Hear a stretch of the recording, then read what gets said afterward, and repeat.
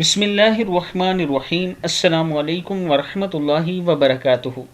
عابد راجہ channel کی طرف سے آج میں اپنے دوستوں کو رسول اللہ صلی اللہ علیہ وآلہ وسلم کا ایک بہت ہی پیارا فرمان بتاؤں گا۔ اس سے پہلے میں اپنے تمام دوستوں سے گزارش کروں گا کہ اس ویڈیو کو آپ نے آگے ضرور شیئر کرنا ہے۔ تو شروع کرتے ہیں۔ بسم اللہ الرحمن الرحیم۔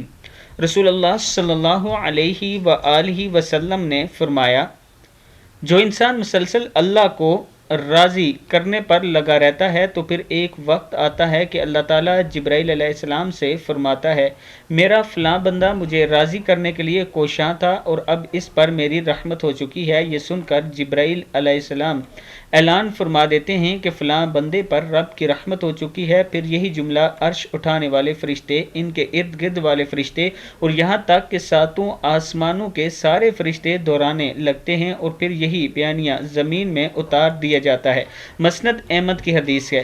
اللہ ہمیں بھی اپنے ایسے بندوں میں فرما لے، آمین۔ اللہ ہمیں بھی اپنے ایسے بندوں میں سے فرما لے، آمین۔ میں اپنے دوستوں سے گزارش کروں گا کہ اللہ کے حضور توبہ استغفار کرتے رہا کریں اور اپنے رب کو راضی کرتے رہا کریں۔ السلام علیکم ورحمۃ اللہ وبرکاتہ۔